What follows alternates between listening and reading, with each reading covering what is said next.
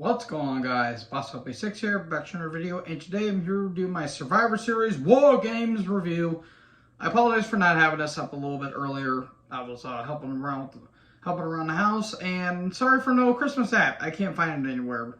So I did watch this pay-per-view last night, or this premium live event, and my expectations were, I wouldn't say high. They were like up to here.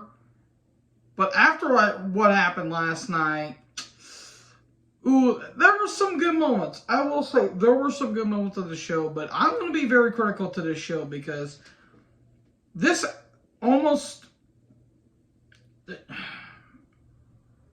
show, I think, went over 3 hours. 5 matches, and everything felt stretched out. You know what? I'll talk about that here in a little bit, but there was some positive to this. Let's talk about the first match, which was the first ever first WarGames match for the women. Team Bianca, which is Bianca, Alexa, Asuka, Mia Yim, and Becky Lynch versus Damage Control, which was Bayley, Dakota, Io, Nikki, and Rhea. Okay, here's the criticisms I have with the match. 1, why is there shark cages on the stage? Old WarGames matches did not rely on shark cages. That's a big complaint I have with it. Don't have shark cages. If you have your participant, if you have the 2 people in the ring, have the other partner be kind of like a surprise, this person's gonna be coming in, or this person's gonna be coming in.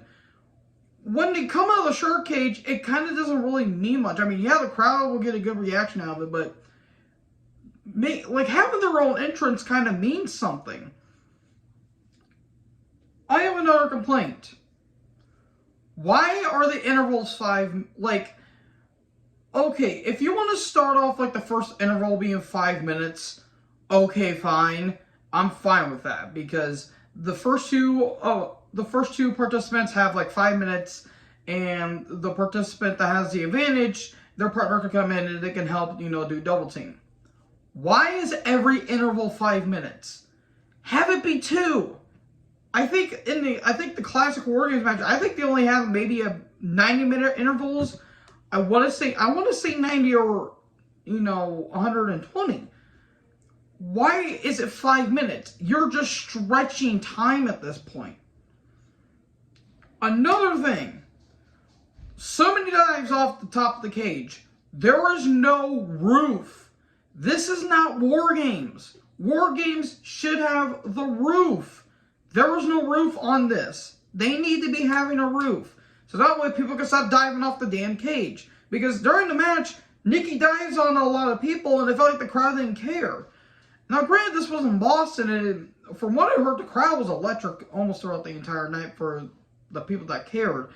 But Nikki dives a crossbody off the cage. Io does a moonsault off the cage. I do want to say, Io was botchy last night. Io was very botchy. I don't know what was going on, but there was a spot in the corner where I don't know what the hell she was doing. She was getting all kinds of tangled up. And then the weapons come in. Okay, here is the biggest complaint I have with WarGames. Why do you need weapons? You shouldn't have weapons in a WarGames match. If you bring in maybe a chair or 2 or a table, fine. But they brought in kendo sticks, trash lids, trash cans, ladders, for God's sake. This is not WarGames. It feels like a complete different version of WarGames. It's something you see from MLW or, well, they ain't Common Zone Wrestling, thank God, because there ain't blood and barbed wire and thumbtacks and glass. That's AEW at this point.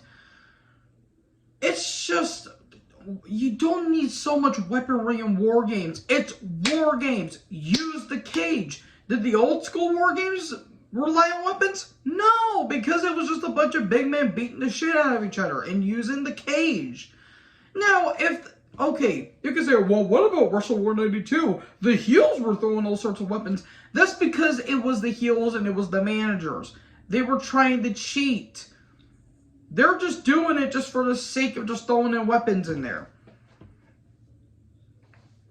And so everyone's getting their spots in. There was one point where Alexa and Nikki were battling with handcuffs, which felt like it took a dog's age for them to actually do the spot. And then at the end of the match, Becky does a leg drop off the top of the cage through 2 tables, and there you go, gets the win.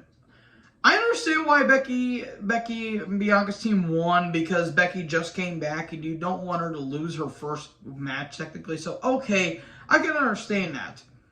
Why does this match go for almost 40 minutes? 40 minutes. It should not go more than at least 30. You need to cut time on this pay-per-view. So yeah, Team Bianca won. I do say I got my predictions wrong. I only got 2 matches right and 3 of them wrong. I guess you can kind of guess which 2 I got right. So yeah, almost 40 minutes and the crowd was dead after that. And then we had some Bloodline segments backstage. I'm not going to get into. And then Styles with Gallows and Anderson versus Balor with the Judgment Day community. Look, this was a good match, but I'm sorry, I did not care about it. I like Finn. I love AJ. I can give less of a shit about this feud, even if you told me to give a shit about it. Because this whole Judgment Day stuff has been botched ever since Edge got kicked out. Now, I understand why Edge got kicked out, because he didn't want to do the supernatural spooky shit, because Vince is an idiot. You're stretching this damn thing out. They all see in Judgment Day, they brawled for a bit, but then eventually became Styles and AJ. And AJ won! It's been 3 years since Styles has won a pay-per-view match. I'm not even kidding. The last time he won a pay-per-view match was Crown Jewel 2019 when he defeated Humberto Carrillo for the U.S. title. I'm not even kidding. Legit, look up every Styles match. You will be amazed at how many matches he's lost. It's just ridiculous. Absolutely ridiculous. So yeah, AJ won. Cool. Yay. That match lasted about 18.5 minutes. In all honesty, it should have been 15. But that's just me. And oh boy, we have a barn burner next one, folks. Ronda Rousey with Shayna versus Shotzi for a SmackDown Women's title. Oh, God. Wow. Okay. This match was terrible. I'm just going to say right here, right now, this match was bad. And a lot of people want to blame Shotzi for a couple spots. I mainly blame Ronda because Ronda does not care. And this second one has been dreadful. Her first one, okay, at least she was into it. But after Survivor Series 2018, she was starting to fizzle out. The bloom is way off the rose at this point. There was a spot where Shotzi dove onto Shayna and took out a lot of plants in the crowd. And then, oh God. We get to a moment in the match where Shotzi is about to do like a DDT on the apron. But Ronda she doesn't even hit the apron. And Shotzi just basically, where she has Ronda in a DDT position, but Ronda doesn't even take the move. She just kind of just flops over and Shotzi just lays on the ground.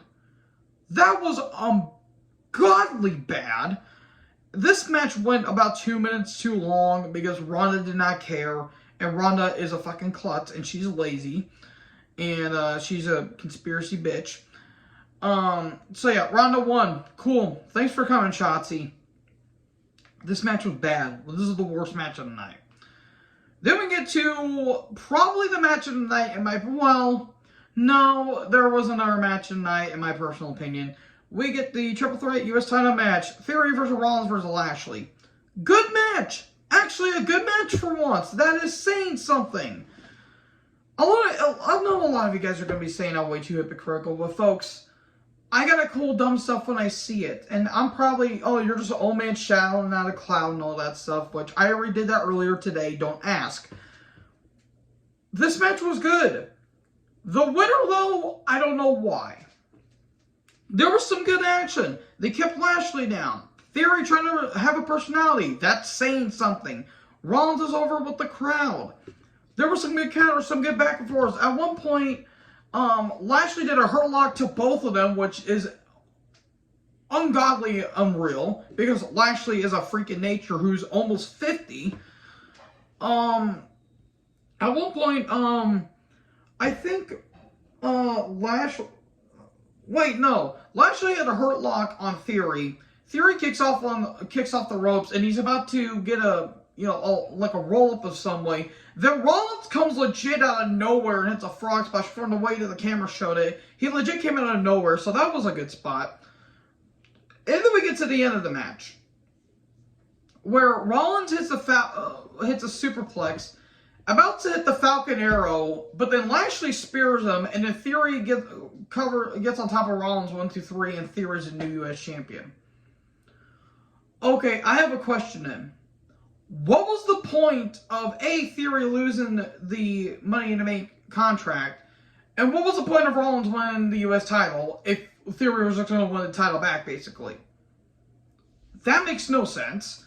I don't know what Lashley's going to be doing. I don't know what Rollins is going to be doing. The U.S. title is kind of pointless at this point anyway. It was a solid, 5-6 months, and then Theory's the U.S. champion again. Oh, but Ali's going to get a push. Yeah, right.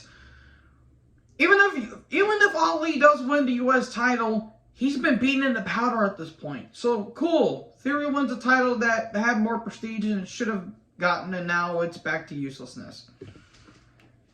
I know, I'm getting too harsh on him, but come on, guys. He's got no character. Instead of just a bland, boring, baby, like, white meat heel, with no personality, he's a violent heel that has no personality. God damn it.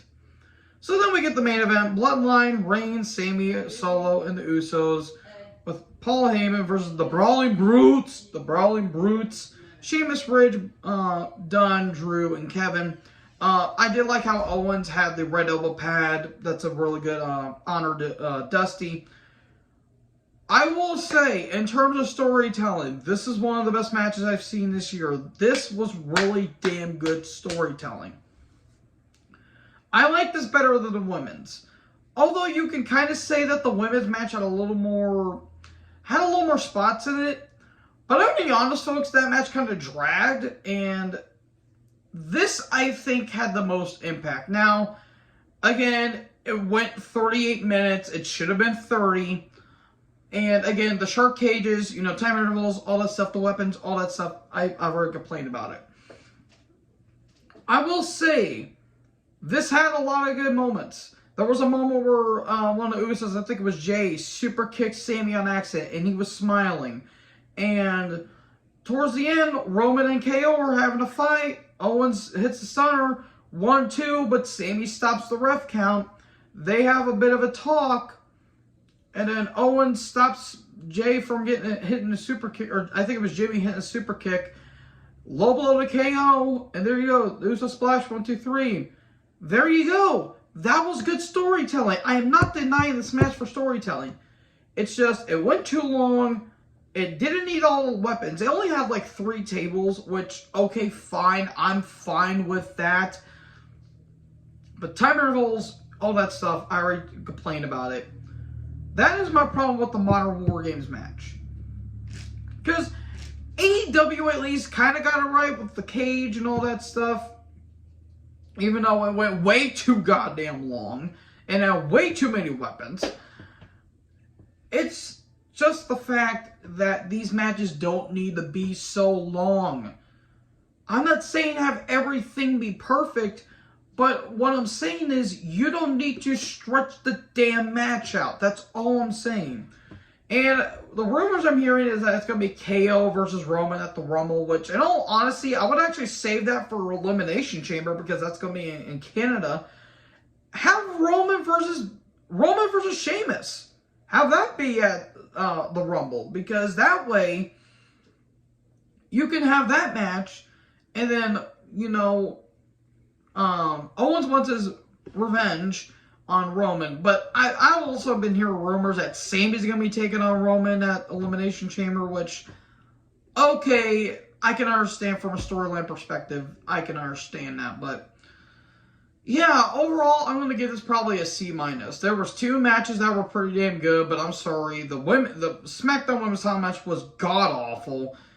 Styles versus Balor was good, but I just didn't care about it. And the women's WarGames match was just an utter clusterfuck. So, yeah, that's where I'm at. So, what do you guys think about this show? Let me know in the comment section below. Make sure you guys like, comment, subscribe, tap the little bell for more notifications. Join the herd. Like our next video. Peace out.